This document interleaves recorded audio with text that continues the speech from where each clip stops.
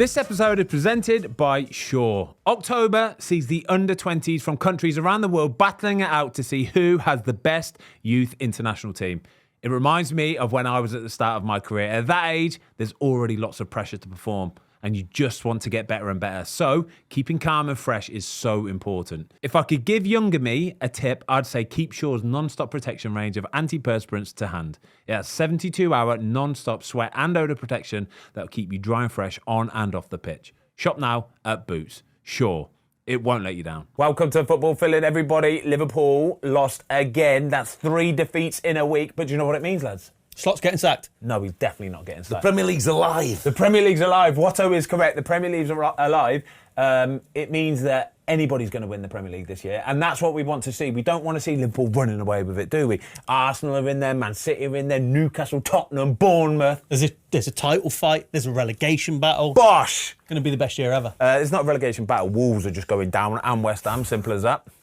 I'm only joking. Right, should we talk about the Liverpool game, lads? Yeah. Yes. What a game. Did you see Virgil van Dijk doing his backy bum thing? Yeah, well, Right, can we talk Explain.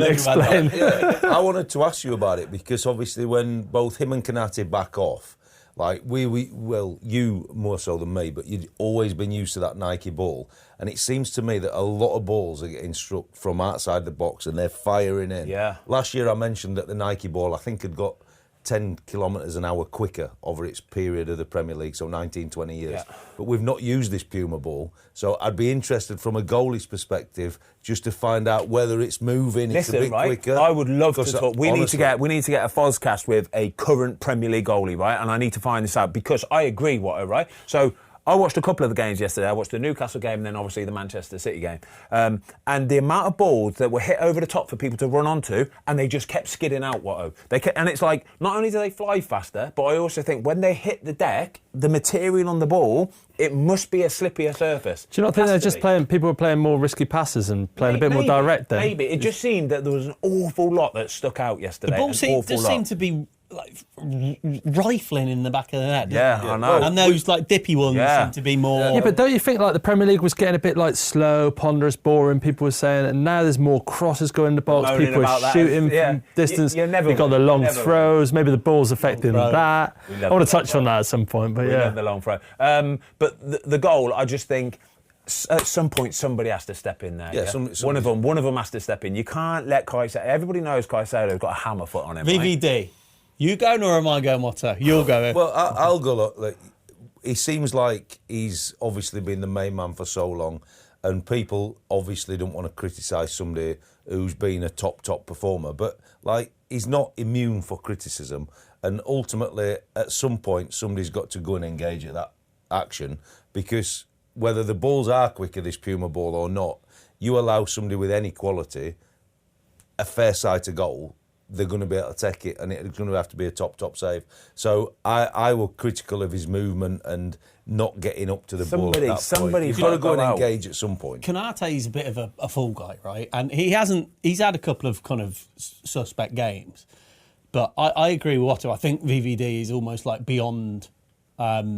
criticism sometimes, and we've spoke about it off camera a few times, and like he does that stalking kind of running where right, like you watch it yesterday and you go to him, and if he gets slipped down beside you, fair enough. Do you know what? I think he's so used to having the best goalie in the world behind him that he knows even if he does shoot from 25, 30 yards that he's probably going to make the save anyway, so he ain't got to worry about it. Do you not think he's kind of like Van Dijk now is second guessing everything that is happening because Konate's made so many mistakes at the start of the season, so like he's almost thinking, right, I need to think a bit more about protecting him. So like it's taking it a bit more away from himself as well. And obviously that takes away the instance of the goal and what you're talking about being exposed down the sides.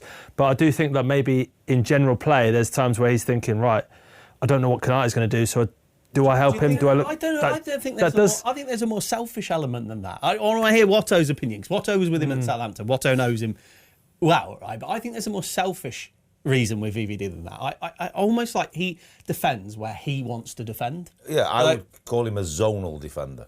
And he's got a zone that he really likes to protect. And if he gets out of that zone... He's going to get exposed. He's going to get exposed. So certainly down that full-back side, he don't want to go out there and start overprotecting. And in some ways, I think that's an area that Liverpool can get exposed because he don't want to step out into that left channel. and ultimately he don't want to vacate that middle area. So if you can always get runners in between if the fullbacks aren't marking, or you can get midfield runners in between him and the fullback, he's in a world of pain unless a six. But as a centre half, any position you play to your strengths, don't you? Yeah, you know that's your strength. You don't want to put yourself out and be vulnerable. Why would you do that? It's like a winger that doesn't take people on. Why would you try and take people on? That's just the way that you've got to think. Like, as a player, you have to play lesser of two evils as such. You know, play to the lesser of two evils. You've just got to look after yourself. Who steps out there, Toze, for you as a centre back your whole life? It's going. Who has to be the one to step out there? One of them, definitely. I mean, Van Dijk's looking at the run in case he gets slotted down the side, isn't it? Yeah. But it's way too late anyway. He's like pretty much on the edge of the box. It's too late. Someone has to have engaged. Like the lesser of two evils. Yeah, you have to. At some point, you just got to go. You've got to go and trust that your left back's going to tuck in. But that's just what you have to do. What Tom's saying about the selfishness of it. Instead of getting exposed by somebody passing it down the side, by just stepping out, he's done neither. So just sort of by standing there, you can kind of go, maybe... But is he not trusting his left back then? Is that what it is? So he's not trust. If he goes, is he not trusting his left back or his centre half to come in? I think that's a good point, because you've got a new goalie in now because of injury. You've got a new left back. And a shaky right centre half. Struggling. And right back, you've had Robertson and Szoboszlai. Yeah. So, like, at the minute... There's a lot of things floating around in there. What's going wrong with Liverpool? Did you see Gnev on Gyokeres? Yes. Absolutely battered him. Wow. Called him a youth team player. Called him a youth team player. Said he looks like he's playing for the under-18s for the academy. Wow. Is that a bit harsh? There's times where he does look a little bit like that. He looks so overawed by it all, and such rush of blood. He keeps coming in. He keeps doing stuff that I'm thinking, mate. Would you not have Andy Robertson in there? I think they're going to have to go back to that. I think they're going to have to go back to nice and settled and steady. Yeah, but Robertson as well won the winning goal. He's 40. But Robertson, no, he's not 40. He's still class, but he's not as class as he was. That's why everybody's happy with how the league is, because Liverpool's defensive unit, the back four and the goalie, at the minute, there is nothing solid about that unit at all, and that's what's given everybody Andy Robertson's 31 years old, right? And I think there's so much up in the air about him at the minute, and this, but it's because somebody's come in and taken his place. He don't really know whether to come or go at the minute. He nearly got a move in the summer to Atletico Madrid. I think he's a bit all over the shop. If they said, right, Andy, you're going to be the one that's going to be starting for the next month, for the next 2 months or so, I think you'll see the best Andy Robertson back again. Okay? But I just don't know what the answer is for Did he weaken his stance? Did he say in the summer or end of last season something about he loves it there, he'd love a new contract or something along them lines, wasn't it? So maybe he's weakened himself. I think he's all weakened the his Mo position. Salah stuff, wasn't it? And he said it tongue-in-cheek. No one's talking about my new deal. His mate Trent had gone to Real Madrid, and I think he put it out there. But there is a feel and a little sniff about that. And you know what? The level that they're operating at in the Premier League, a little bit of vulnerability, and actually teams have capitalised. It doesn't need to be panic stations, does it? Because the football community can be a bit quick to pile on. And yes, they've lost 3 in a row, but they're just having a little blip and finding their feet, aren't they? Should we give Chelsea some love as well? Yeah. Oh, they deserve it, yeah. You know what I mean? Should we give Chelsea some love? Because Chelsea, for me, they're very inconsistent, Chelsea. I don't fully know what I'm going to get from them. It didn't surprise me that they won the game, but then on the other side, I wouldn't have been surprised if they lost 2 or 3-0 either, right? But in this game, they were very, very good. Yeah, and I think Maresca needs a bit of credit for it. You know, he were on the front foot with his subs. And I think because he'd played Mourinho in the week, he thought, if I get a winner, I'm going to do that Mourinho run down the touchline. So he went for it, and he didn't give a fuck when he got a red card. No problem, we've had 3 points, and I'm going for it. But I like the mentality of the team. I just want to touch on that Maresca. I think it's embarrassing that he got a yellow card for it. Why? He's allowed to celebrate and show the emotion of scoring a last-minute winner, no? Rules are rules. It shouldn't even be a rule. I get like taking your top off and all that stuff, but players aren't allowed to show any emotion. I'm going off on a tandem here, by the way. They're not allowed to show any emotion. They get decisions. Tandem, let's go. I'm on my bike down in Padstow. Mrs. on the back doing nothing again. But anyway, sorry. So she's still on the back. But I think when players get decisions against them, they're not allowed to go up to the ref, not allowed to the ref or whatever. They're not allowed to express any sort of emotion. Everything's like you're throwing your toys out the pram and you're not allowed to do that. You get booked for it, you get punished for it. I think it's a shambles. I think there's certain occasions and certain times where I would just say, if I was the owner of that football club or somebody that's handing out the fines for play, I'd go, do you know what, Enzo? I'll let you off this one here, mate. I'm backing you here. You can do whatever you want when we score a last-minute goal like that. It's a massive goal for them. So with the manager, and the fines. Who fines them? The club. He will obviously have a contract with the club, Don't know if he and would. it depends whether he would get they've got anything in there or not. I'd be surprised if they had I'd to be be. surprised. The only time he might get done is if it's an FA charge as well. So when the FA charge him, I think they get done more for something in the technical area exactly, rather than running down. Or speaking out in a press conference. Like your manager got sent off, didn't he, for shouting and bawling? No, he kicked something. He kicked something. Did you see it? No, I haven't seen he it. booted something.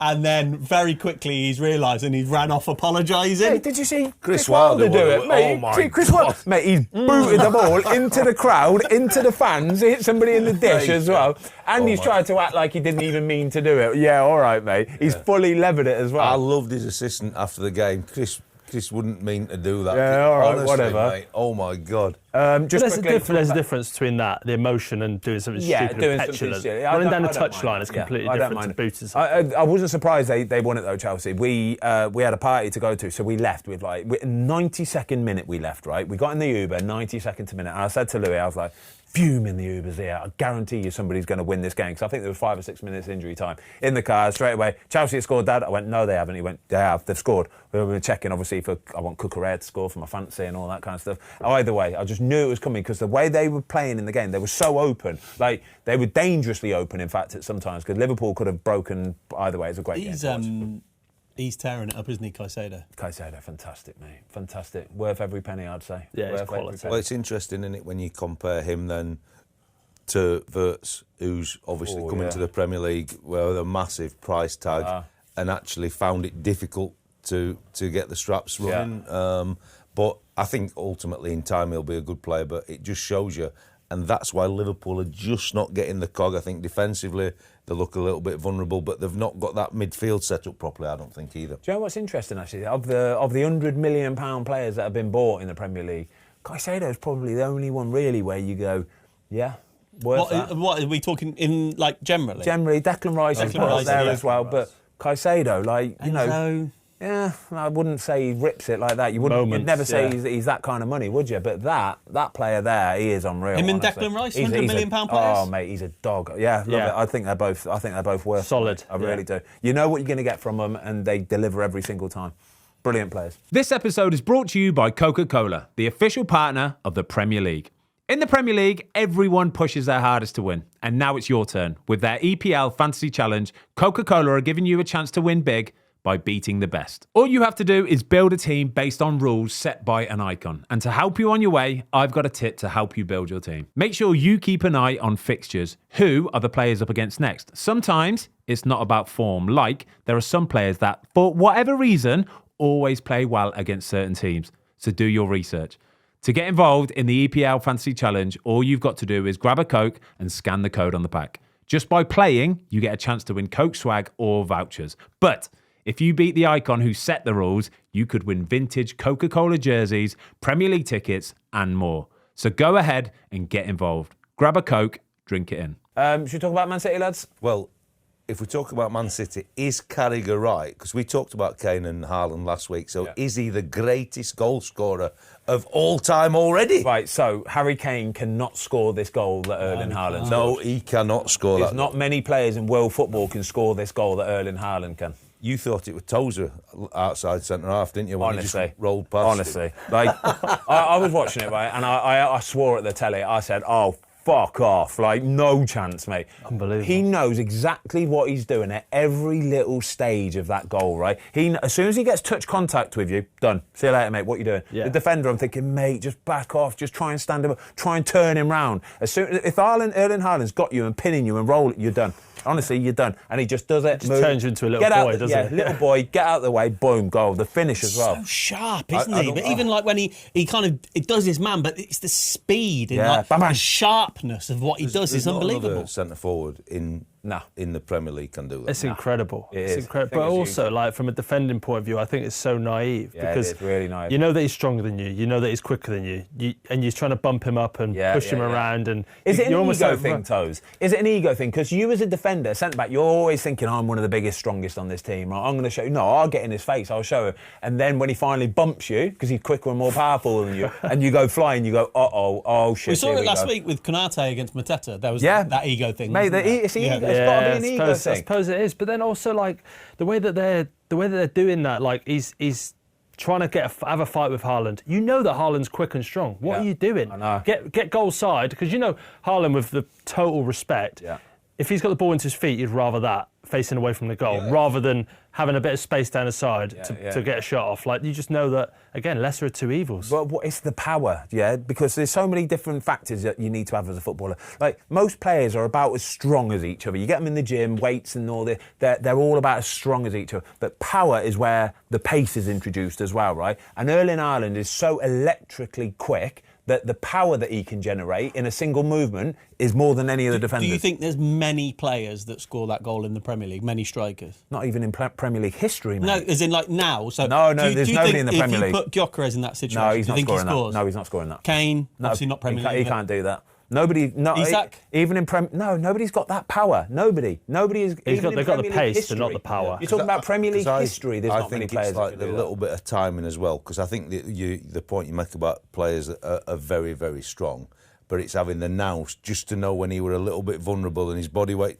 And Drogba. It's the clever bits. Drogba would score that goal. Yeah. Maybe even a Rooney, but Drogba would score that goal for you. Boom, get out of the way. As soon as he's got contact with you, game over. So Gyokeres has the power, but not that much power. No chance, no chance. So what do we think about Rodri? Like, cause he's done his hammy, I think, by the looks of it. But City can't possibly be that team that when one, I know he's the Ballon d'Or winner, but when one player goes, you go, oh no, they're going to have this run now. But I think it was a precaution. I don't know, he looked like he was in a bad way. If you look at his facials, when he sat down and he looked like he was going white, genuinely, like he knows he had done something to his hammy, right? And you could tell. Right, I think body language, when a player does an injury, you can tell straight away if they know if it's I mean, like, again, I've had it where I've had a knee injury and I come back into training, the first day back in training, my knee just broke down, and to be fair, like, I just felt like crying. Yeah. It's like you've worked so hard, and it's not as bad as his, but he's worked for months and months and months to get his body back into probably better shape than it's ever been,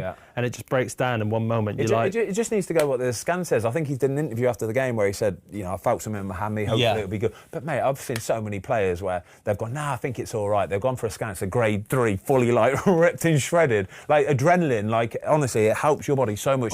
You need a couple of days for it to settle down. Go and get the scan because you need the fluid to move a little bit, and then the timing's good, isn't it? Because it's obviously international, so he's clearly not going to go away in Spain, is he? Man City, in fairness, they were brilliant. Honestly, they absolutely battered Brentford, battered them from the get-go as well. But they still needed Donnarumma to come a massive save at one. Mate, look at this save, Watto, right? This is honestly is why I love this guy as well. The save is phenomenal, So all he's doing, watch Donnarumma's eyes, all he's doing is watching the ball. He don't care about the player, he's watching the ball and he's watching his little feet movement there, and he's just transfixed with it. And I'm thinking, you're going to make the save here because you're not worrying about twisting your body or getting hurt, you're just watching the ball. Makes himself so big as well, don't it? Well, I was going to come on to this because I think it was a massive save, and it went down underrated just because of how good he is. Exactly. But like when I was watching Dubravka, made loads of saves against Villa. Yeah. But there's one save that he has a spreading save. I think it hits his arse. He's looking back at the Holt end and all that.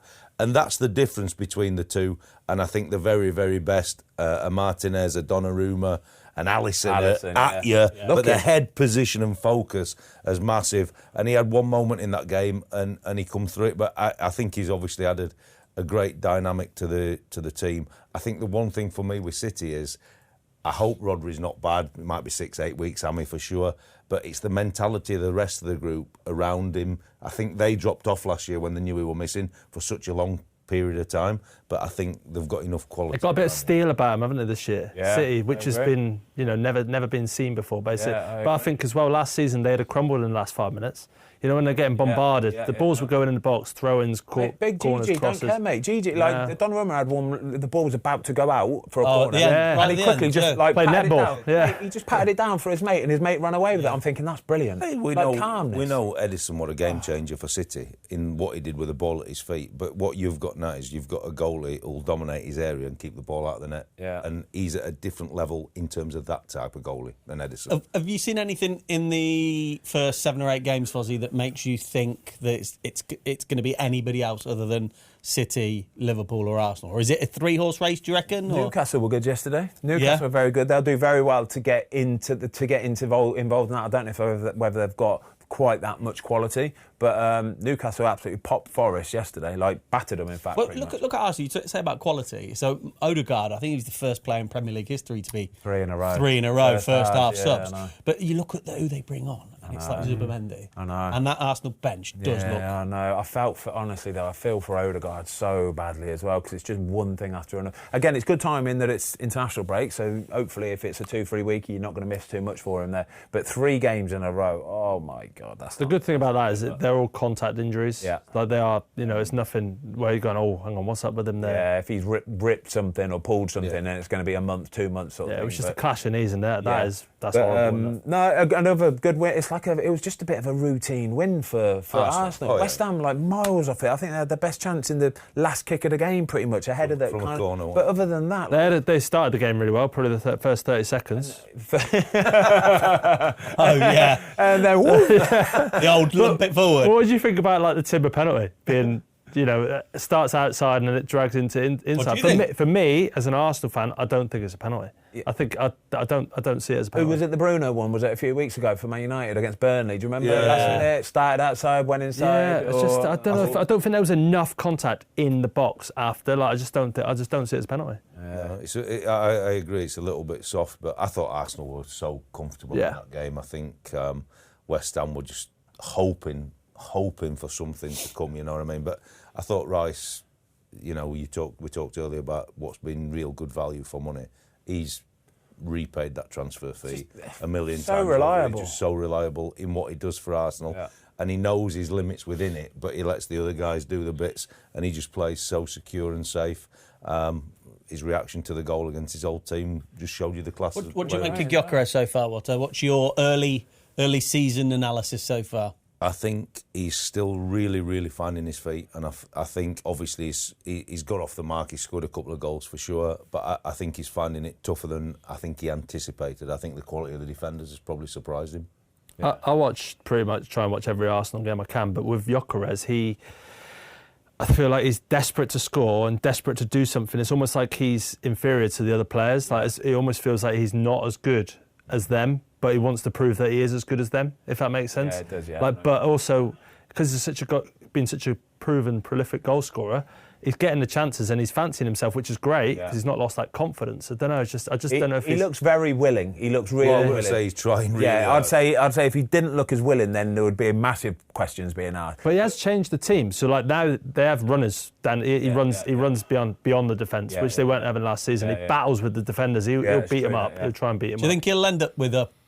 What did we say at the start of the season? Did we say 18 to 20, didn't we? 20, yeah. I reckon he'll end up there? I still think he's got a good chance of that, I do. I still think he's got a good chance I'm not sure now, because obviously he were on penalties when Saka were injured. Saka takes that penalty. I think... What a penalty as well. Oh, a great pen. But I think he's going to... I don't think he'll get 20 this season. Talking about good penalties, Nick Woltemade. See his penalty yesterday. My God, wow, mate. Casual. Mate, I really like him, I do. I really like him, mate. He's a bit of all sorts. He's never going to be that quick one down the middle. He comes in, drops in, sort of lays it down, plays off, and then tries to get into the box to get onto the flick-ons and stuff like that. But he's not aesthetically as pleasing as most, but mate, I love it. The output honest and the outcomes he's going to have are going to be absolutely huge. I agree, man. Look at Gyokeres, right? And obviously that's a team full of quality. The bench is stacked with quality. And Newcastle have got a lot of quality as well. But he is the kind of player that is bought in. They have pinpointed and targeted him, and they have bought him in, and they are playing for him, aren't they? They are literally playing for him. Yeah. And as a result of that, he's going to get his fair share of goals, isn't he? Yes, exactly. Yeah. He's, honestly... I tell you what, for the size of him, he's got great feet. Great feet. Great. Say good touch for a big man. Not good touch for a big man, but his feet are good. They're tidy. They're really tidy. He's got good balance. So Forest, obviously, like they've had all these problems with defending set pieces, conceding a lot of goals. The last place you want to be going to is St James's Park. So Newcastle, right? You look at the balls that they're getting into the box and the players they've got attacking it. You've got Big Dan Burn, the new centre back Tior or Tiao or whatever his name is. Your mate Woltemade. Yeah, Woltemade. Joe Linton's an Botman absolute is going to. Botman. We're talking 6'5" plus. Yeah, all of these lads. Shah? Horrible. Shah was on the bench, but like absolute units set piece everywhere. coach. Horrible. So I tell you what, I love Tonali. Well.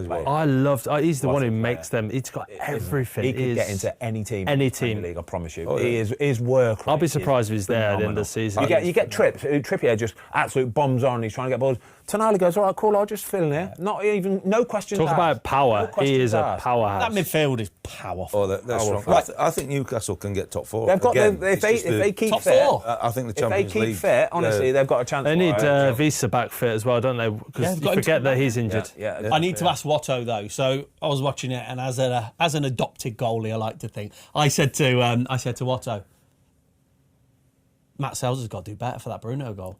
I said it was a really good goal, but the lack of foot movement worried me a bit. Yeah, What- he's low, he's not explosive. The hand position don't give him a chance to save the ball. And if you break it down, it goes in relatively the middle of the goal. And I think you always look at it and question. But I said off air, if you actually watch Woltemade's penalty and forget that bit and just look at the dynamic of the goalie, you see everything that probably puts Sels in a position of not being able to save the first goal, because he's low, even for the penalty, so he makes the goal look big. His hands are low, his hands fire back, so you're losing time all the time. Then he has a jump. So if you put all 3 of them elements together, he's never going to save that penalty, but that is how he keeps goal. So if you transfer that back to the first goal, and then you have everything that happens, that's why it's gone past. Is it not like when I look at it, I kind of in my head obviously go as a layman think it's a couple of step movements and then he explodes. So because he just the reason why he doesn't make the save is the very first part of it is where Gyokeres gets the ball out of his feet and he's almost falling back a little bit, really. So there's only one movement he can do. There's only one technique he can execute in that is the sort of inside of the foot, kind of like curly. It's the only thing he can do. He can't just get his boot through it, so he has to do this, right? So as a goalie, you've got to be looking round your defender, and the defender's sort of in the way, but you have to look around that, right? And as soon as you see the player doing that, you've got to be on the move. You've got to be on the move as a goalie, so you need to take... And he's too far out as well. He's too far out. He's near the edge of his 6-yard box. You need to be taking a couple steps back diagonally towards the left side, right? And then you're in a place, because your feet are already firing at that point, so you're in a place to be able to actually push off. But he didn't do any of that. He's watching it. It's just about that now. So this is where the best goalies, they see it coming, yeah? They see it coming and are able to get their feet moving and popping before the ball's even left his feet. I think this is something that doesn't often get talked about in punditry and commentary enough, is the movement from the goalkeeper. Oh, yeah. Because you compare it to, I know it was a different type of effort on goal, but Robin Roefs against Bruno. I was about and to that ask that. save that he made, you Fantastic. look at his footwork, Fantastic save. and he is shifted across the Footwork goal, is and then he's phenomenal. just And exploded. Bruno's almost seemed like a better attempt than... Phenomenal. they're both Bruno, aren't they? Bruno Fernandes is a better attempt than Bruno But Gyokeres, I think. For a goalie who's just come into the Premier League, because you as a defender, you're just in that line and you're using your right leg to try and block the bender. But Roefs has already, not stood behind the defender, but read the body shape of Bruno and knows that there's nothing else other than that bender. Yeah. And it's that momentum that's giving him the 2 contacts and then To the get up spring and go it, yeah. to save Right, it. yeah, Because even if you're reading it, but you've not got the momentum on your contacts, then to drive, you're never going to save So not it. the defender there hasn't blindsided him, he's almost helped the keeper. He helps the goalie. He's helped the goalie. As makes long your as the decision goalie easier. does Yeah, okay. what the goalie should do, and that's not stand That's good behind to know, because as well, before you'd say some keepers would be like, oh, you blindsided me, I can't see the ball, but it's like you say there, it's almost You've got helping to him. trust. So I think this is the polar opposite to Darlow for the winning goal for Spurs. So obviously, when is it Tell? It's not Tells. That's the first goal. I was going to ask you about that Yeah, one. Tells are the first one, but the second one when he comes inside. So the Sunderland defender shows his right leg, and Roefs is outside it, read it, and gone. Darlow's thinking when he steps inside, the defender's showing him again inside, and Darlow's thinking he's going that gambles, way. yeah. But he gambles a little bit because I have to trust that you're going to block some of the goal, because if I hide behind you and he bends it, it's in. And I always think the goalies at the very, very top know they've got to save it like Roefs did. But Darlow's not had the metrics to be able to come back after the deflection, which looks a soft goal. Both goals look soft, but the little nicks have hurt him, and he's not had the drive with his left-hand side to get it. His hands are too low anyway. Darlow's hands The first goal, that's the first thing I thought, having been with you guys, and the way you say about you're better off having your hands up high to get them down rather than down to get up high. And I thought if you're down your feet and from that close, you can use your feet to try and make the saves. Like Uda made an unbelievable. Matz Sels actually made a really good foot save. Somebody else did. I think it was the Brighton goalkeeper.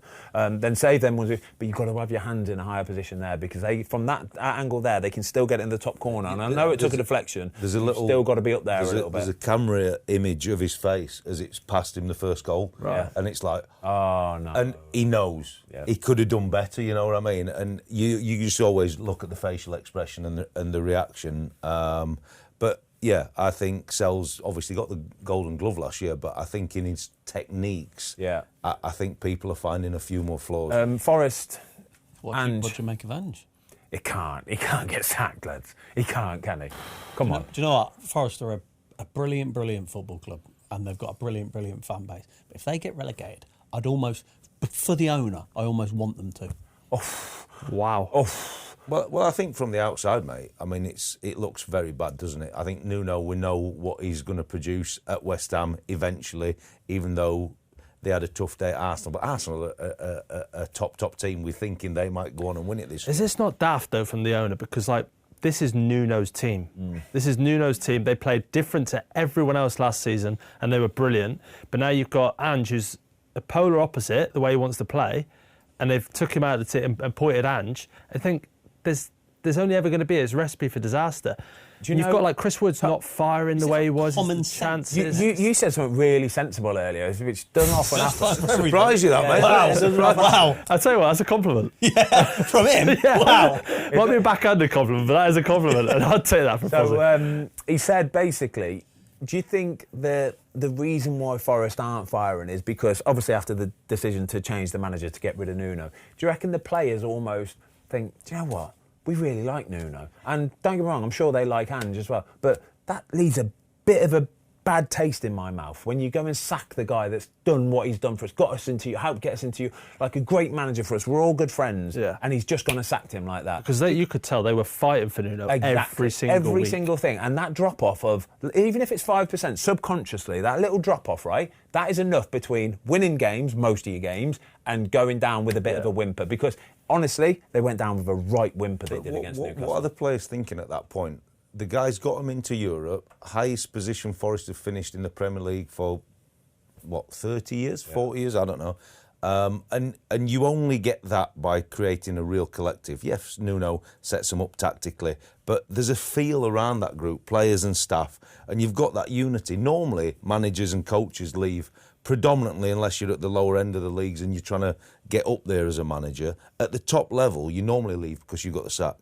You're not normally leaving for bigger and better things. And Forest were in a real stable position, very, very good at what they do. And I think there were a lot of love and feel around the place for the coaches and staff. That now has all changed. They can't, surely, like anybody from the outside, can't understand the chairman's decision because it's absolutely bonkers. Them guys have gone and they were set up, as you said, to play a certain way. And these guys have come in, and I know the goalie coach, Rob Birch, really good guy, really good coach, and they'll be trying to do everything. Ange, I don't know so well, but obviously he's a good guy. He'll create an atmosphere there, but they can't play football. Nuno did, and he wants, but they're just like, why has this happened? It's so We're on naive. the front foot. Necessary. But you know, you break it down into its simplest form, right? You're onto a good thing, right? And the owner has to get past his ego and go, do you know what I mean? It's going well. Whatever I think towards Don't matter. Nuno, doesn't matter. Yeah. Swallow your pride, wait till January at least, so then you're going to bring a manager in that can bring in a couple of players We saw it at the end of last season, though, didn't we, Toze, when he came on the pitch and right there and then, we all were like, this is a problem. Are Forest getting relegated? No. They'll be close. They're in the mix. I'm going to tell you why they'll not, because the point you just made, is he going to bite his ego and this window, this international break, say, I've made a bad decision? Yeah, but who then, though? Can they sack him this international break? They can, but they can. shouldn't. It's the owner accepting that he's made a boo. He can't. But then that flies in the face of his ego. He'll stick with it to show everybody, no, I made the right decision. Can't continue here. like this, can it, Ben? Oh, it can. But mate, you were telling us the fixtures they've got. You want to be coming back after that international break, knowing them fixtures. Chelsea after there, they've got Man United coming up soon. Liverpool, away at Bournemouth, Liverpool a few weeks later. My God. Porto in the Europa. But should we talk about Bournemouth? Can we talk about Bournemouth? Yes. Friday night, a windswept, wet. Oh my God! Fire, innit? Right, and if you haven't got him in your fantasy now, by the way, then you're all Too late. You're dickheads. Too late. Yeah, you dickheads. You deserve everything. Has he got that 6 you this season, is it? Oh, it's ridiculous. But for the pace he's got, the power he's got, 2 feet. 2 feet, willing runner, works so hard. When he's Meg the goalie. So good. Oh, it's a good I can't speak highly enough of Bournemouth. I love them. I just love them. I love the manager, everything. I'm sure we've said this week in, week out on here. We're buzzing off them, right? So where are Bournemouth in the league? Fourth, are they, at the minute, I think? They've got Palace next. What a game that'll be. 16-7 Semenyo's got. After Friday night, they were second, I think, when they won. Yeah, they were second going into Do you know what it is with him, though? Like with Semenyo? Fourth, yeah. He goes past players like they're not there. Like he just ghosts past them, doesn't he? 2 off the top. And he's still a good age. I think he's like 25. He's just signed a new contract in the summer, right? Has he? Bournemouth are thanking their lucky stars because of all the players that left. Yeah. He would have been right at the top of the list of players that could have left, and maybe even should have left, But fair play to Bournemouth for keeping him and giving him a new contract as well. If he signed a 4 or 5 year, which you'd expect. But a team like Bournemouth, what kind of money do you reckon he's on? Oh, they pay good money, Bournemouth do. Yeah, They've always paid good Have money, they really? really good money, yeah. For the last 8 years, Really? they've been paying 100 granders.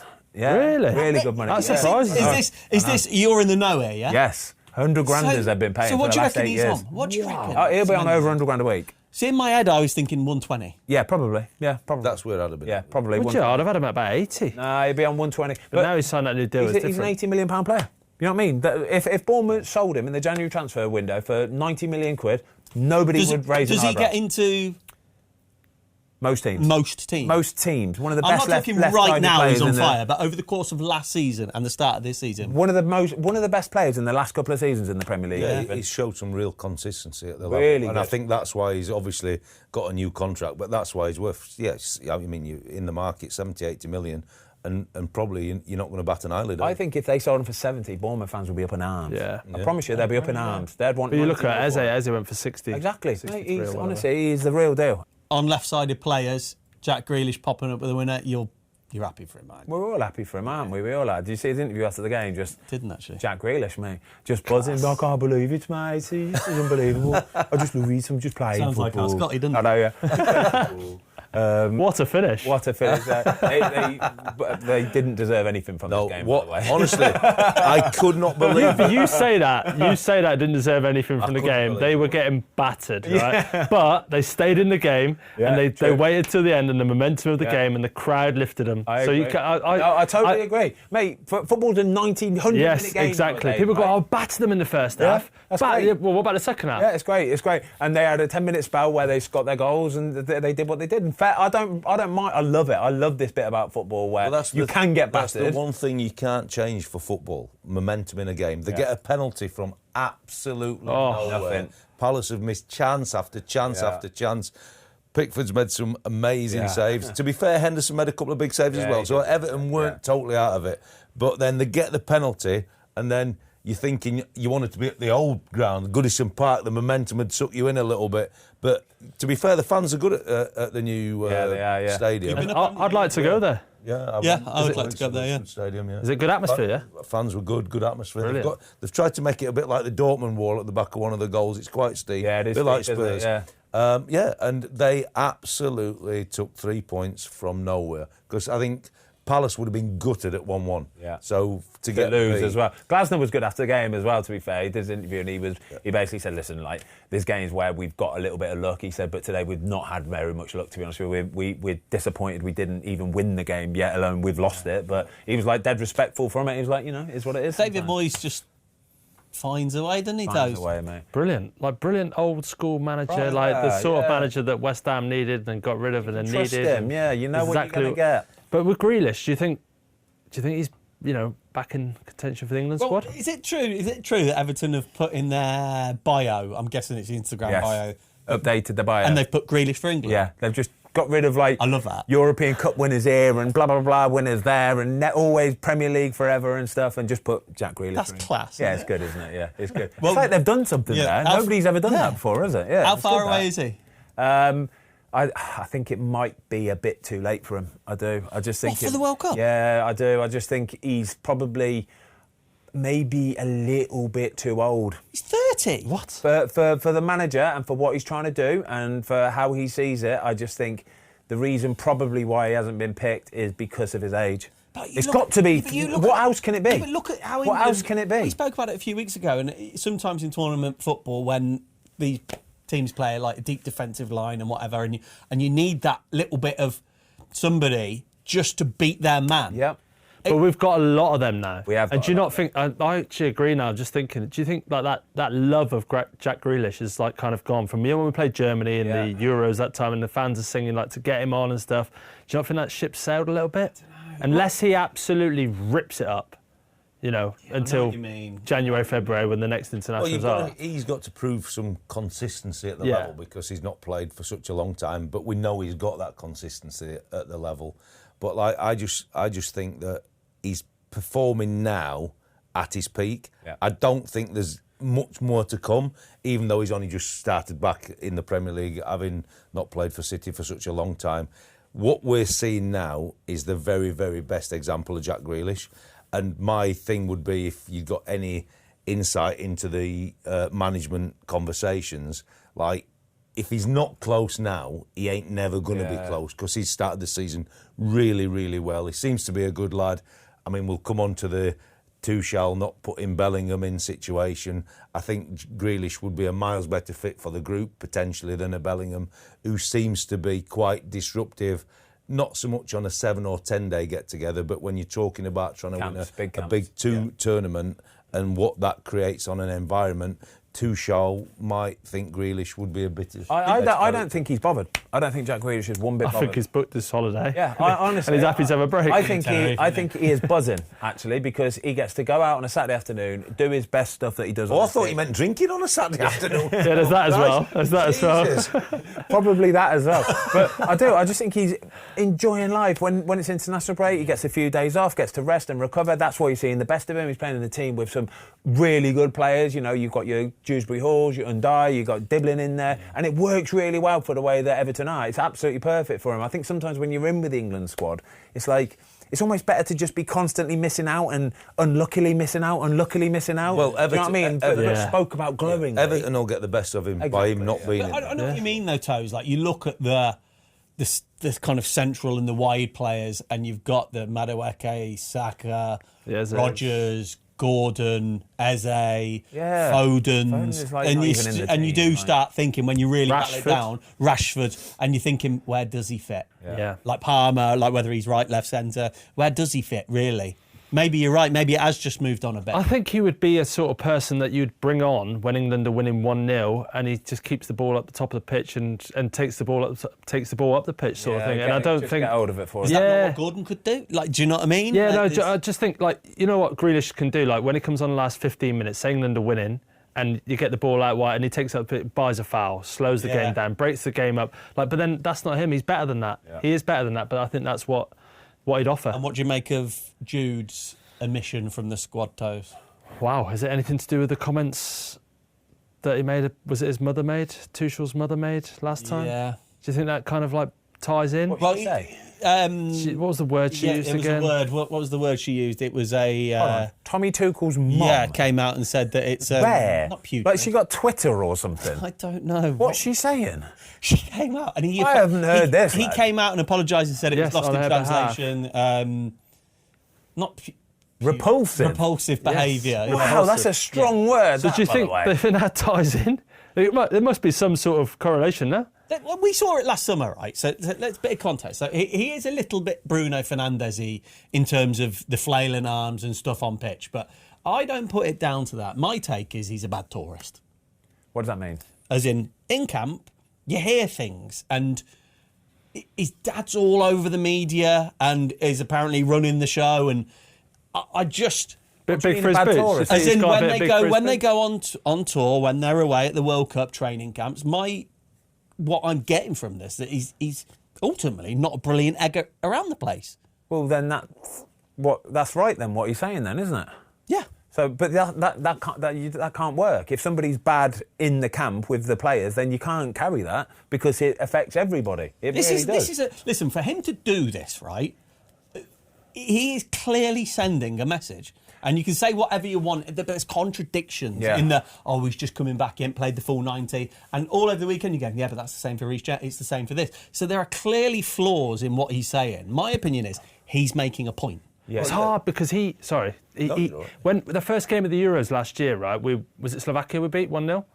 Yeah, yeah. It was Slovakia, wasn't it? Second game, I think we drew the first one. No, the first game we won 1-0. Yeah, we won. We didn't get out there. Oh, yeah, we were Denmark. Yeah, so that first game, we're beating Slovakia 1-0, and it's the last 10 minutes, and I'm actually in the stadium, right, and I'm near the corner flag, and something happens. He doesn't quite get a foul or whatever, and he just like kind of throws his arms on the floor, and like just arms in the air, sorry, and lays on the floor, and I'm thinking, get up and get back. Yeah. Like, your team, we're winning 1-0, we're under a little bit of pressure here, and I just thought the attitude then was, but then also, what about when he goes and scores that equaliser in the last second of the game? Know what it's like. That quality and attitude. You've got to weigh it up. Managers, you can forgo a little bit, if you're brilliant all the time and you're doing it. But if it's every single day in training, every single day on the pitch when it really matters, it was a red flag when I saw that. You get tired of it and you stop making allowances for people as well. So when it comes to picking the England squad, your Reece James or your Loftus-Cheek might not have been playing too much football and not had too many minutes. But do you know what? You go, but do you know what? They're good lads. The Jordan Hendersons. Yes. Yeah, but do you know what? They're good lads. Yeah. Harry Kane's been our best England player for how long? Yeah. Have you ever heard a slither or anything? So that's what I mean. That's what I'm saying. The allowances, you stop making it. Because the point where it's like a 50-50, he hasn't had many minutes, but he's not a great lad either. You go, so what do you make of it? Do you think it's a message or? Oh, without doubt it's a message. Of course it is. So it's exactly what it is. Say what you want about it. If you've been in football, you know exactly what this means. It means that I'm saying to you, mate, listen, book your ideas up, get back to performing. Back in. Because I'm not just going to bring you in because you're a good player, because you have a bit much of a negative effect on the team. There's too much noise around it for, the old no smoke without fire. That's true. But when you're England manager, Southgate had a real good run at it, and we always questioned whether he made big decisions in terms of the group or the camp, and ultimately in game decisions we can argue good or bad. But when you're England manager and you've followed Southgate, who's been relatively successful, you've got to win this next World Cup. That's what he's been brought in for, and he's had to lay a marker down here. And I'm not saying he may well have spoke to him in a previous camp and has seen no change of behaviour. So this is my marker. This is early enough, isn't it? Yeah. Before the World Cup. I like it as well. I think it's amazing. And I'll tell you what, the rest of the group, everybody in there, when it's World Cup year, people will not turn up for them England camps, whether it's a friendly against Wales next week or the qualifier. They're turning up, if it were two friendlies, 100% gas. Because as a footballer, no matter how big your ego, to go and play for your country in a World Cup is absolutely amazing. And I actually think he's done a big and a good thing for England. Sorry, quickly, we're going to move on from this in a second, but it's down to the manager to set the tone of what the team does and what's acceptable in that team as well. And if you see something straight away that you don't like, then you've got to call it out. You've got to put nip it in the bud. Yeah, nip it in the bud. If somebody's going around being a bit of a bad egg or like just not doing things properly or professionally, no chance, mate. No, I don't have that. And if you do it again, you're out. Done. I like it. What about so obviously he scored on the weekend, Mason Mount. Yeah. Is he back in content for the English squad? I think a bit that like ship Grealish sailed as well. A lot. Again, I mean, he's been out injured. He's had a lot of. He hasn't. I'd love to know what the run of games he's had the most in succession. 26. He seems to break down very often, though. Yeah. That's the problem with it. And when you break down very often, but can he, though? It's really hard to get a run of form going. Do you know what I mean? But if he can to the end of the season, do you think he could be in contention or not? Well, look, anybody playing at the top of the game is always going to be in contention. I think there's a lot of competition, and I think he would have to do monumental things for the rest of the season. But again, what I said earlier, it's World Cup year. Yeah, anything players can happen, and they're at it, and there could always be a surprise inclusion somewhere along the line. But I mean, if you go then to the United game, I mean, what a start for him and the team. It's an unbelievable touch, and then finish with the opposite foot. It's a great. You talk about the goalie. They've got a new goalie, United, have, mate. I've heard about this goalie. He comes for crosses, you know. He comes and claims crosses. There were some lovely crosses to come for as well, weren't there? Nothing too kind of like stinky or in the mixer. They were just lovely ones that you could be on the front foot for. Come and take and go. Good debut? Brilliant debut. Really, really good debut. I think the debut is such an important thing for a goalkeeper for that club. Really, really important. And he handled it with flying colours. He really did. The acid test, what we said before, it was a tough weekend weather-wise for any player, but playing in goal were really tough. Wet, windy conditions. You just don't need it as a goalie, honestly. You don't need it, but like to play at home, it should have its own comforts, but the way United are, there's probably a little bit more pressure in some ways playing at home, to be fair. But for him to get through that, dominate the area, which he's been signed for, saves were very comfortable that he had to make, but you have to make them. And for him not to get any criticism and come through the game clean, it can't be a better start. That is an amazing platform for him to push on that, and I'll be really interested to see how. Fair play to United.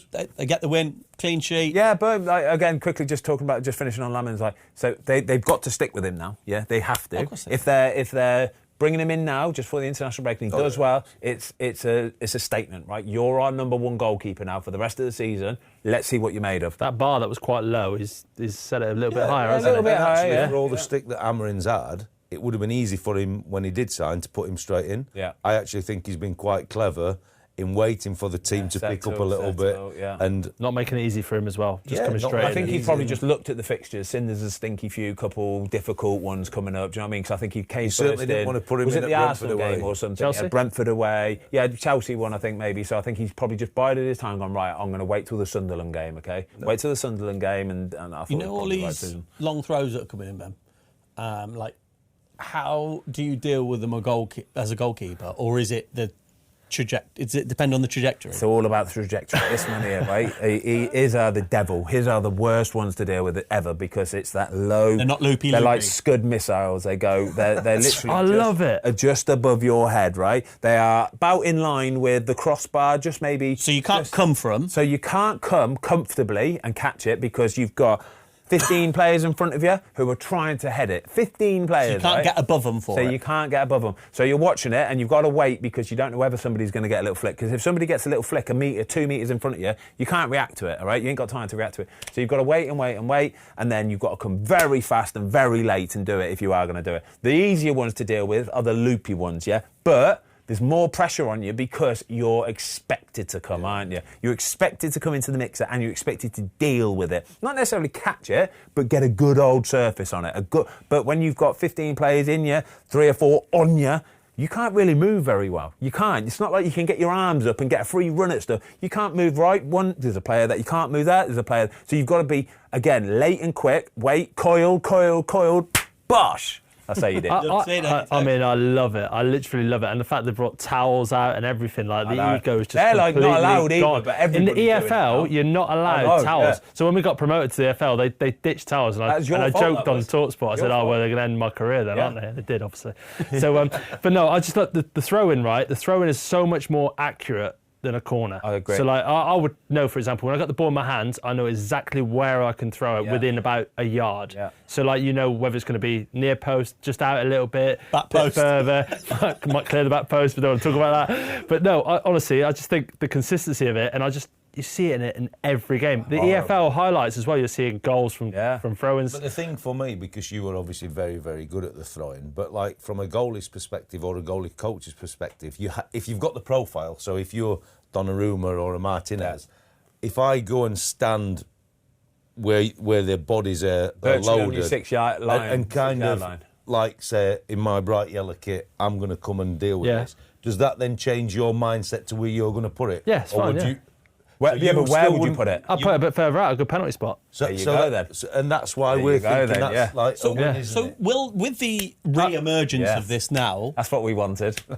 So with the re-emergence of this now, will there be, in goalkeeping meetings now, will they start to dissect who's on long throws, how long are they? Yep. Yeah, will this now become part of... But that's where the thrower as well has to mix it up. So I would purposely sometimes throw my first one a little bit short. I'd throw it a little bit short and be like, right, suck them in a bit. And then lads would know the next one is going to go bigger. Would you speak about that with the lads? Yeah, I would try and speak about it. But again, we did, like teams that I played with didn't really go into loads and loads of detail like these guys are going into now. But I wanted to be like, look, first one, always low. Or I'd put a loopy one in. Just suck them in a little bit, and then I'd throw them with a real flat one. Mate. If I'm playing against you, I know what you can do. Yeah. So we'd get to the game, we'd get Thursday, whatever. What would say to me, by the way, we're playing against Ben Tozer on Saturday, yeah? He's got that Scud missile throw. And I go, for God's sake. He said, so henceforth, we're going to do some throws into the box now. Have you seen the video of Dorking Wanderers, Mark White, in the training session when they were talking about him? No. Oh, you need to watch It's it. good, I'll watch it. And they got their players trying to replicate Toze's throw, and he's going, no, it's flatter. Tozer throws it in flatter than that. And then we score from that exact position. He'd have to throw it like overarm, basically, but just try and like zoom like that. Good. So we'd be watching it, but we'd know this. We'd know this about you. We've done all our homework. We've prepped for it. We've watched all the videos. So even if you did do a short one first, I'd be saying to those boys, he's already done a short one. This one's coming right on top of us, all right? So I would be starting out on my 6-yard box, but honestly, it takes so much bravery. It does. It takes so much bravery, and you've got to be a big one as well. Oh, that's it. You've got to be a big. You've got to have a profile. If you're Nick Pope, Emi Martinez, Gigi Donnarumma, boom, you go for it, lads. But if you're Bigfoot's never stand. Mate, if you're a 6'2", mate, you ain't doing it. You ain't doing it. All right? I'd love to see some football. I've had a couple where I've scored not direct to camp, but just ones like little nicks off the defender's heads and gone in, and I've just ran away celebrating like that. Mate, they're impossible because the goalie though, you're waiting, you can't come. If you're one of those smaller goalies, mate, it's the biggest nightmare in the world. I promise you. Every time the player kicks out, you think, mate, kick it up for a corner. I'll take a corner ahead of this. That's the thing I think when United's second goal goes in, which is from the long throw. Roefs doesn't. I don't know how big he actually is, but he doesn't look like he's going to stand on the corner because he's got that profiling. So if I'm talking about some real quality and I'm working with somebody who I don't want to place there because it's not where they should be, I'm always about the second contact. Now, I know he gets across the defender, Sesko, and it's like both the defender and him are going for it with their legs. But I want my goalie to be really proactive there. Yeah, You've got to be ready for that contact coming across. Because if you're not getting involved in the first, I need you to That's all Newcastle were doing yesterday. I promise you, every set piece they had, right? They were just sticking it to the back post, Botman, or whoever's there, heading it back across as well. Honestly, they could have scored 2 or 3 goals just from doing that. Watto, let's talk about Villa briefly. So they are 4 in a row wins. Just as a bit of a shaky start, all it was? Yeah, I think it was a shaky start. I think that there was a little bit of negativity around the place with the transfer business that they'd had to do to fit back in with the rules. But we know Emery's top of his class, isn't he? You know what I mean? So it were always going to come back together. Burnley, a tough game to go to Villa at any point. But Villa, look, ran out pretty comfortable in the end. But when you concede from a set piece, as Villa did, they're always going to have a chance towards the end. But I thought Dubravka made some big saves in the game, even though at the start of the show I was quite critical of how he made one of the saves. He had a lot of work to do because Villa obviously at Villa Park are a good team and deserve to win the game. And, they've come and probably showed where they are now, Villa. There's teams probably in this league that have already played Villa that are quite happy they've already played Villa because I think Villa now are back to Villa. So if you've got Villa in the next few weeks home, where I don't care who you are, you're looking at top going, 6, top 6, 7. Exactly that. I think if they can get through to financial fair play, like if they can allow it and get to January, they'll bring in 1 or 2 and they'll be be right up We there. thought last January they were probably one of the ones that did the best business. Yeah. And if they can recreate that and get to a good point, then But it shows you where they are. I was going to say Marlon there in January, he got omitted from the Champions League squad. And also Ben Buendia's been injured and stuff. He's been nowhere to be seen. But them two now seem to be kind of finding their feet and doing really well. Yeah. Scored 2 goals, didn't he, Marlon, at the weekend? We were talking about the ball at the start, but like the way he hit that, I mean, honestly, it's in before Dubravka's even seen it. Well, like a missile. Talking about Buendia, did you see the elbow on him? I did indeed. What do you think about that? I thought it was a bit naughty because it's the last action of the game, innit? And I think I think he's done on purpose. I did think he did it on purpose, yeah. But it looks a bit naughty, I think, yeah.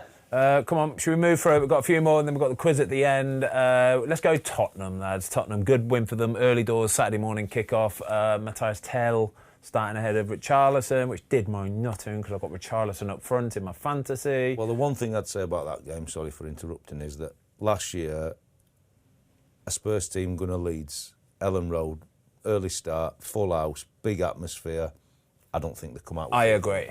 In that weather as well, yeah. Yeah, in that take everything into account, I think Spurs would not have got a win there. And this is the difference now, isn't it? A bit more steady, stable Character. I don't think we're going to come out with the word Spursy too often for the rest of the I season. agree. It's nice. Well said, Watto. How well far said. up can they finish? Yeah, right up there. With him in charge, I think he'll have that squad of players now we're thinking, I've got a chance. Could they be best of the rest outside the Absolutely, yeah. Yeah? Yeah, it just depends because they're in the Champions League as well. So it just depends on squad. But they'll disrupt a lot of teams this season as well. They'll be a problem for all the big boys. The Arsenal game will be a tough one. I think Kudus getting a goal is a big Kudus thing. is just an absolute beast. Yeah, I do. I like it, to be fair. Leeds were all right. Leeds were good as well, you know. Yeah, Leeds were, a lot of chances. They really did have a lot of chances as well. But Vicario did his bit in the goals. Yeah.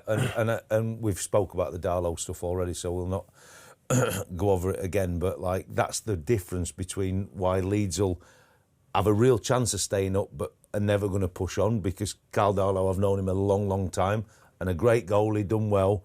But, like, he should be doing a little bit better on them 2 goals. Yeah. And then Vicario, at the level higher, produces the saves. he makes one down to his left, right, and it's a fantastic And save. it gets him the 3 points. It's a really strong hand, down to the left, boom, into Should a he safe do better on area. the goal, though?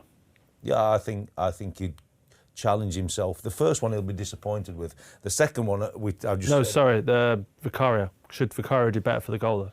Yeah, the parry's not great. Yeah. The parry's not great. He's done but that a couple- he took well, he three did it times, against didn't your he? team last week, didn't he? And he just put it in a soft area. But I think in that, he's made his mind up what he's doing, and I think that will condition-based this week. Yeah. It's so tough, the conditions. You think because of the wetness, if I get a parry, it'll probably skid away. He didn't get enough on it to get away. Big Fraser, the guy who would never... If he parried it, Fraser, that'd have been out of the box. He's going out for a corner. I bet. He might score a goal on a parry. I do think that's an area, obviously with you guys, is Vicario a top 6 goalie? Because I would have questions over that. No, I wouldn't put him there. He did make that save down to his left, which was a world-class save, but then got up and give it that, and I hate that. Every Premier League goalkeeper should make You world-class can't saves. not put him in the top 6 because he did that. But I don't. For put this him in the top weekend, six. I'm not putting him in. I don't Just put because him. he got up and went, yes, I'm the man. Your I'm mate the Emi man. Martinez would do I that. don't like that. Yeah, but Emmy can back it 'cause he actually is the man. But still, he Oh, so wouldn't. it's all right for him to do it just 'cause he can back but it. He honestly, the way he got up and he was going, and I'm thinking, come on, just make your save and get up. Every goalkeeper in the Premier League should make world-class saves. True that. Yeah, true that. It's The rest of it, isn't it? Yeah, Yes. you're not judged on the world-class saves, Yeah. even though we do, because that's momentum changing in games and 3 points that you win or a point. But ultimately, the very, very best ones don't make the big mistakes or get questioned like we're talking about Darlow. Because on the first goal, he shouldn't get beat. On the second, I understand why he has, because he's thinking the bender and he's got to trust that you as a defender is going to block that near side. Because if you don't come and stand in that position for that bender, it's in. Yeah. And then we're going to say, the goalie's not ready. I don't blame him for that. Not the second I one. don't no. blame him for the that. first one, he should First do one, that. hands up, yeah. So that was Tottenham done. Where else are we going to go? Should we go? We only talk about Tom's Wolves Tom's quickly. boys. Come on then. Gutted at the end. Yeah, my lad was. George was absolutely... Seething. Yeah, do you know what? It's been an encouraging week. Yeah. I know that we still haven't won. Yeah. But the signs are there that, like, if I go rewind 2 weeks, I was thinking, oh my gosh, this is going to be a heck of a long season. But I'm a little bit more optimistic. So, yes, it was another late goal, 2 games in a row, but you're starting to see In the fairness, little it's signs. like goals like that will get you relegated, though. Not only because it's the last minute, but if you let teams take Short a short corner. corner in the dying embers of games, where you know you're going to just supposed to be switched on for the last 5 minutes, just see it through the last 5 minutes, and you let them take a short corner, you're asking to get relegated. And not one man free for the header, Exactly. but 2. They're right next to each other. 2 men free for the Criminal, header. middle 2 of the men goal. taking the corner free. It's criminal. That'll get you relegated. But 2 weeks ago, Wolves were lost that 2 or 3-0 without a whimper. They were Hey, Sam Johnson made an Mate. unbelievable Save of the at 1-0, season, that innit? so far. Innit? Save of the Honestly. season, that so And far. like we've always spoke about him and Sarr, and obviously who's this, who's that. But he's come back in the team now, and obviously He has. big save last week Yeah. at Spurs.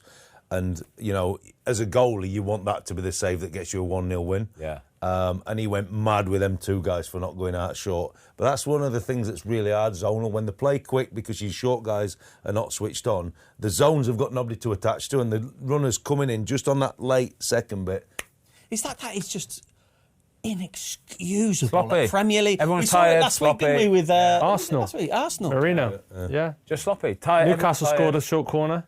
Yeah. Arsenal scored a short Oh, corner. that is, Little details, but little isn't details. This week, I've said it before, but this is one of the first thing you teach kids, isn't it? Switch on, turn and face. These little wild But sayings. this could be from like I don't know, but lack of fitness leads to this kind of stuff. No, if you're people dying talk to about death- fitness, it's concentration, Yes, it's a exactly. mental fitness. Yes. It's so different It's to so different. being able to run for 90 minutes. You have to be able to concentrate for 90 minutes. And most people can't concentrate for 10 minutes. Exactly, and when Let you get to alone the dying end, your body's tired, everything's starting to switch off. That one momentary lapse there of not locking in and not getting up to it, boom, that's how it goes. Verbruggen, by the way, oh mate, I felt for Oh, it. Because it's such a good save as well. It's such a good save. Tipped it lovely. It would have been one of the best saves you've seen as well, like the Sam Johnston Because one. Manetzi caught it. Yeah, quite similar actually, but it came back and then hit off his other hand. I was thinking, And it was a strong arm as well, wasn't it? Yeah, It was a strong It arm. was a good. He was so unlucky. He'd have been spewing at Danny Welbeck's header back out. That's why them centre forwards when they're defending. That looked like a little nod down to his centre forward partner, didn't it? Go and have that, mate. You can shoot nicely, but yeah, look, I mean that's the life of a goalie. He was very, very unlucky on that one because it was interesting. Areola nearly had one for West Ham that hit the post and it hit his back. Yeah, I know, yeah. And then did you see him just as the defender's clearing it? He's like, shit. Yeah, he made himself small. well done, lads. I think we have done all the talking we need to do for the Premier League this weekend. Good chat as per usual. Should we move on to the Quizler? Get Jiminy on. Ooh, big quiz this week. That's the first time Come on, get him Jimmy. on. Let's get it on. Just get him off.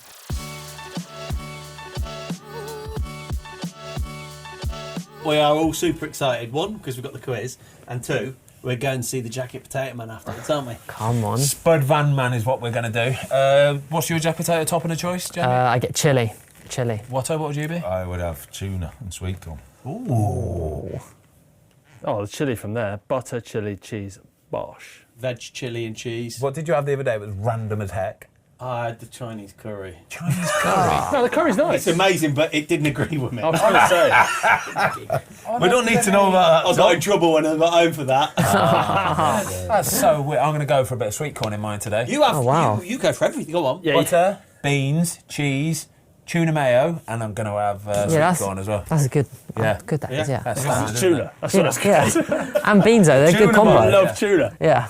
Right, stop waffling because we are getting into the quiz now, but we've just started a new podcast, haven't we? Yes, that Wrexham podcast. Yes. Me and you Yes. been on the last.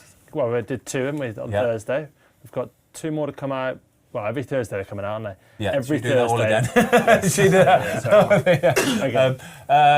Before we get into the quiz, though, boys, we've got a new podcast announcement, haven't we, Toze? Yes. We've started a new one. That Wrexham podcast. Boom. Bosh, we've had 2 episodes come out already. Yeah. Next episode comes out Thursday, and it'll be every Thursday following on for the rest of the season. Who's the episode on Thursday? Are we going for Kev? Holland. Should we Kev go for Mulholland, Kev? very detailed. The physio, Brilliant. the head of medical science Head of department, performance something. Medicine. I call him the jockey. Why'd you call him the jockey? Because he's a little ferret. Right, boom, that Wrexham podcast. It's on YouTube. Go subscribe. It's actually really good, isn't it? To be Really fair? good, It's really enjoyable, Yeah. yeah. Right, should we get this quiz going? Yep. Are we Come ready on, to go? Gemini. Right, before we start, I've got a bit of motivation for you, Watto. All right? Just me. Just You won you. last week. No, I didn't. I've got you a barn Oh, man! to put your coffee in. Made Yeah. in Barnes, 100% authentic. Yeah, so now when you have your coffee in the morning, we'll put it in your I Barnsley want to mug. get quite emotional about that, All right, Jimmy. no worries. Deserve that, mate. It's all So right. much. You deserve that. Oh, man. And next week we're going to get you a Barnsley chop. Oh, that's proper. They don't do them at the Spud, man. I'm still fuming 2 weeks ago. I should have beat you. Look, VAR. woulda, VAR, It's yeah. all right, I'm over it. listen, woulda, coulda, shoulda. Fucking beat it. Come on, Jimmy, let's go. Right. Question 1. What former Rangers and Netherlands manager had a spell in charge? Bronkhorst. Advocate is the correct answer. Sunderland. Sunderland in 2015. Dick Advocate. Yep. 1-0 to Watto. What did you say, Toad? Van Bronckhorst. Question 2. Who was the manager of the 2012 Great Britain Olympic team? Oh, God. Stuart Pearce. Stuart Pearce, the correct answer. Watto 2-0. Let me touch it again. Oh, come on. It's giving you special powers. Yeah, I don't like it. You're buzzing. Question. You do, buddy. You're flying. See out the Flying. box, Watto. Honestly. What's in that mug? Something special. Question 3. Paul Ince last managed what club? Reading. Reading is the correct answer. Too many people They are off the... I'm I know panicking. Blackburn, I am panicking. Now you're I never panicking. said Blackburn. Question 4. Who scored the first men competitive goal at the Hill Dickinson Stadium? And Okay. And Dijk is the correct answer, and it was Ben. Good quiz, though. What we're all excited. Question 5 already. Scores on the doors. Tom 0, Ben 1, Watto 2, He's horrible. Toze He's horrible 1. at doing that when you haven't got them. I've never really noticed before. Question 5. Where did Newcastle sign Nick Woldemade from? Stuttgart. Stuttgart is the correct answer. Rapid. Yeah. Wow. Question 6. Donyell Marlin plays for what national team? Holland. Netherlands. No, that doesn't count. It's not even a country. It's Netherlands. No way, because you know what that country is. So No, it's not like... not a country. No, Oh. you sorry. can't say that. Mo I could think, say I that. think, I'm I think looking Tom's up. right. It's not look a it up. country. Not a Right. chance, because you know where is. Holland is. You know what it is. No. Netherlands. Holland is a place It's in a region Netherlands. within the So people Netherlands. don't call it Holland then, no? No. People don't call the No, country no. Holland. Hey, I'm not get having with the that. times. I've got Google up. Holland is not the same as Netherlands. Yes! The Fucking correct yes! Yeah. Hey, get your cards up! Fucking hell! Hold on! That's a straight red! Jamie! We get yellows. Yellow card. Yellow card. Oh, if he carries on. Yeah, I know. I have to watch I out. felt you've done well to If he carries on. I know. Fucking fuming. Listen to this. no, If he I'm not carries on- directed at him. I'm not directed at him. Hey, being He's fine. disrupted. He's fine. Oh, wow. Hey, strong. One of the kids Hey, yesterday strong got a that card was. in Ethan's match for doing that to the ref. Said, no, you can't do that. No way. In there. So wait, just next, Two, No, one. I'm on 1. you're on 1. He's on 1. You got it. Two, 1. This is a good quiz. Since when Is he banned from the next question? No, for he's all got. that outburst? No, he's got 1. That was rubbish. That was virile. I I'm against talking the to him. officials. I'm talking to It's him. fine. It's fine. That It's was fine. virile It's against just. the It's just officials. talking. Repulsive. Repulsive. Repulsive. Honestly, there's kids watching Hey, or listening Tommy to this. Tuchel's mum. Repulsive. Respect the officials, yeah? Just Sorry, Jamie. I directly told you So- to fuck off. It's okay. It's fine. I never Just apologise just say Netherlands next time, yeah. Never next time, yeah? Wow. We understood what you meant, but you fucking wrong, right? You two didn't jump on that either, did you? No. Mate, you were Holland quick there. Well done. Rob. Proud of you, Question- proud of you. You're going to get upset like last couple of weeks. Question 7. Who was the first French player to win the Premier League? Petit. No. LeBouf. No.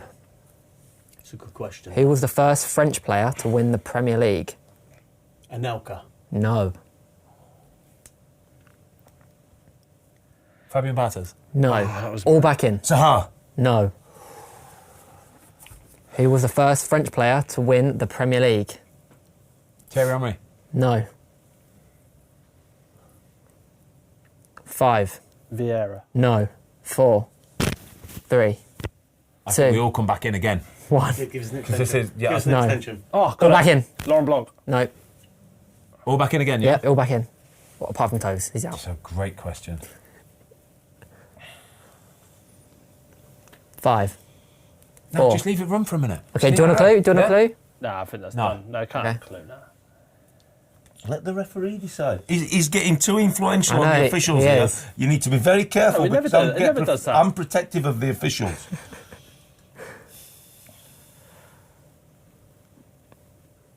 5. 4. 3. 2. 1. Vieira has been done. No, it's not Vieira. It's the Manchester United player, 1992, Eric Cantona. Oh, Great question. Yeah. It's a good question. Very good. Good question, though. That was one of yours, Luke, obviously. Oh, what's that? Why are you trying to put... Why are you When trying it to... with Leeds, that was the... They didn't win the Premier League. no, that was they the didn't old win First Division, wasn't it? Yeah, You're yeah. only picking him up because he said Netherlands and you said Holland. Good question. Mate, Good Jamie, that's a question. great question, mate. Thank Very you. good. Yeah, Thank that would you. never Who be came up me. with that question? Jamie. Well, Of brilliant that, course it Jake. was Jamie. Cheers, guys. Brilliant, that. I've only done Brilliant, 1,600 questions. We're getting there. Strike rate's low.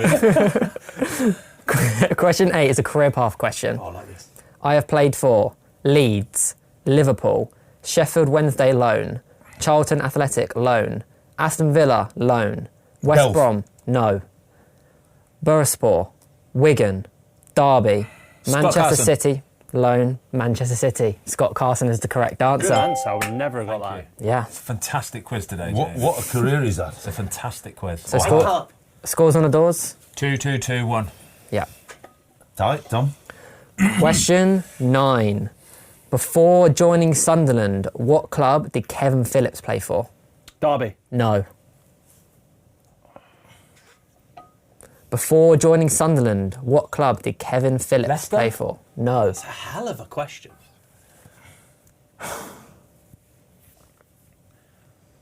5, 4, Hartlepool. no. 3, 2, Palace. 1, no. All back in. Stoke. No. Bishop Auckland. No. So rogue. Kevin Phillips. Before joining Sunderland, what club did Kevin Phillips play for? I'll say Villa, he was after, but... No. 5, 4, 3, It's a good Middlesbrough. question. no. Sheffield Wednesday. No. The answer is Watford. Obviously, of course he Watford. did. Oh my gosh, Luke, of course Oh, it was he a did. Watford question. know You that. didn't get it. Didn't know that. That's I so didn't, bad. I didn't know that. I was This is thinking question he's gone 10. from being a kid or something. Question 10 and it's Question- 2-2-1. Yeah, so it could go to the tiebreaker if Tom gets this question right. Wow. Four-way tiebreak. Wow. Shit. Come on. How are we going to do the David. four-way tiebreaker? Right, question 10. Steven Gerrard was the captain of Liverpool between 2003 and 2015, but who was the captain before Hippier. him? Hippier is the correct Yes, answer, you mother- which means Watto, you won the quiz. Boom! Well done, Look at me, Watto. our faces. 2 in a row! 2 in a Come on. row. Go on, Watto. What's that's it? Barnsley mug, that's the reason why you won. Deserve that Absolute scene. You can fuck off. Hold on, hold on. Hey, Jamie, get out. Get it. You're off. Get it. What a quiz. Get out. What a quiz. Well done, Watto. Thank you, Well Sometimes, done. sometimes you just have to accept that quizzing won today.